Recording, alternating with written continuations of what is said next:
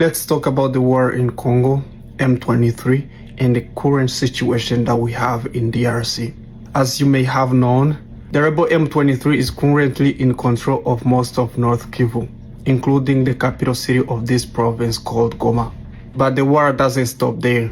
Their plans are to continue, starting with the South Kivu. So when we talk about the eastern of Congo, it doesn't only mean North Kivu. There's also the South Kivu, where they're heading next. But because of the complexity of this situation, I've been seeing a lot of narratives here online, which sometimes I don't understand because the intention behind all those narratives are not good. Whether you support it or not, the M23 rebel group are Congolese. As many reports from the UN have shown, they are supported with Rwanda. But you have to admit that the M23 itself, as a rebel group, they are Congolese, which is something that I've been seeing many fellow Congolese are not admitting. They want to make this war against two countries. They want the narrative to be only about Rwanda and about Congo. But the M23 rebel group itself are Congolese. Denying that they're not Congolese, that's the reason they're fighting. So continuing pushing that narrative, I think it proves their point more on why they're fighting. According to them, they're fighting because some minority tribes in Congo are marginalized, oppressed, and denied the nationality in Congo. Is that true? According to me, I would say yes, because I've seen it firsthand. Am I the only one who sees that? No. I'm sure that many people, even here on social media, have seen that, whether in comment section, whether by video, where people say that there is no such thing as a Congolese Tutsi, where they say that there is no such thing as Banyamulenge.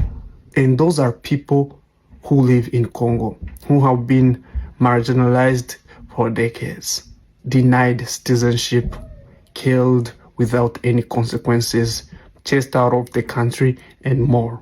So the problem that this is still the case, when fellow Congolese who are working together to find the solutions of the problem, instead of trying to unite people, they still push that narrative that some people are not Congolese enough. I've even seen many comments and many people say that the Banyamulenge people came in 1994. Or they say that the Banyamulenge people are roaches, snakes, demons. They must die. We might kill all of them. Imagine that level of dehumanization. So the M23 rebel group says that they're fighting for that, to provide peace to everyone in Congo, every tribe in Congo to be equal and to have equal opportunity. And then I ask myself this question, how? I know for sure that we are oppressed. I am a Mnyamulenge. I know it very well. I started the life of refugee since I was 3 years old. I know it very well. And the M23 is saying that they're coming to fight to end that. As a Mnyamulenge, I ask myself, how? In many countries that are advanced, that was supposed to be the responsibility of the government to end discrimination, to provide peace, to protect everyone regardless of their facial feature, regardless of their language, regardless of how they look, where they live, where they come from. But the government of Congo has failed that over and over. The Banyamulenge people started being marginalized since in the 40s, but it became worse in the 60s, became even worse in the 90s. And most of those oppressions that I'm saying there, most of them were committed by the government. And the rest, they were arbitrarily allowed by our government. They have pushed this narrative that the Tutsi people are evil, the Banyamulenge people are not Congolese. They have done this and that. Most of the times, it's wrong. It's lies and tactics of dehumanization to make it easy to proceed with their plans. The last time I checked, in Congo we have over 200 rebel groups. If you ask anybody, how many of those are from Banyamulenge people? And how many of those are from the Tutsi of Congo? Then why are we hated this much? Why are we discriminated this much? That's the question I keep asking myself. And then they be like, you came as refugees. We came from where? who received us? Where are the paperwork? Were we received by the UN? I'm sure we can find those traces. Lies. Some of them, they say, I've seen some comments where they say that we came in 1994. Well, I was not born in 1994, but I'm sure that even my parents were not born in 1994, but they were born in Congo. Then you might wonder if we came in 1994, how were we born in Congo? My dad was born in Congo. My grandfather was born in Congo. My great-grandfather was born in Congo. And they were all born and raised in Congo and died in Congo. I can go on for generations. That's a lie. A simple lie that anybody can really confirm that it's a lie. We actually have people who came in 1994, but they're not marginalized in Congo. They have been accepted. They were not granted any refugee status. They live in Congo like any other citizens. They came from Rwanda in 1994, the Hutus. And then others be like, we came in 1962. From where? Who received us? Where are the paperwork? There are so many researchers, most of them not even being Africans. They did extensive research about the Banyamulenge people. They all confirmed that we were there before the division of Africa. We are indigenous of that land. We didn't come from anywhere. We were there before the division of Africa. And that's the story that we share with all the countries in Africa. And then the people who say that we came in 1962. There was a person called Bisengimana. He was an official in the Mobutu government. This person was born in 1935. He started working in the cabinet of Mobutu as his advisor since 1969. Again, if we really came in 1962, how can Bisengimana have been born in Congo in 1935? His father was born in Congo, I don't know when. Everything can be proven to be a lie. Bisengimana was not the only one. There are many others, like Isaac Frederick Gisaro Muhoza.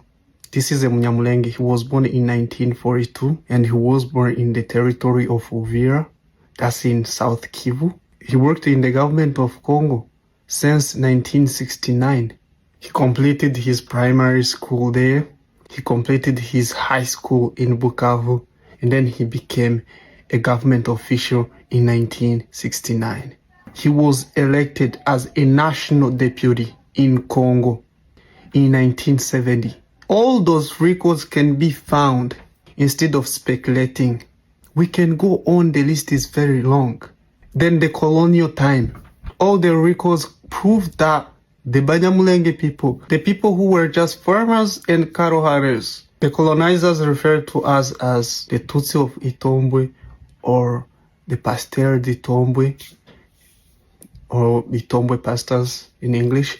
So all those records can be found, but they still find a way to call us refugees. The people who were received by our ancestors, the people who came when we were there for centuries before the division of Africa. I need somebody who will provide me a hard proof of whatever claim that they make to dehumanize us, of whatever claim they make to dehumanize people. This is the biggest problem we have in Congo, discrimination. Until we find a way to unite people, this will keep happening. And then you see messages or comments from people saying that everybody is suffering in Congo. Yes, everybody is suffering in Congo. And I will always advocate for any kinds of injustices. We are all suffering. These wars are affecting everyone in Congo. People are losing their belongings. Women are being raped. The conditions are not good for everyone. But it's different. When there is a problem between two tribes and they fight, problems will always be there, and they fight because of whatever that they're fighting for. That will always be there. But the problem with the Tutsi of Congo and the Banyamulenge is that we're being killed, saying that we're not Congolese.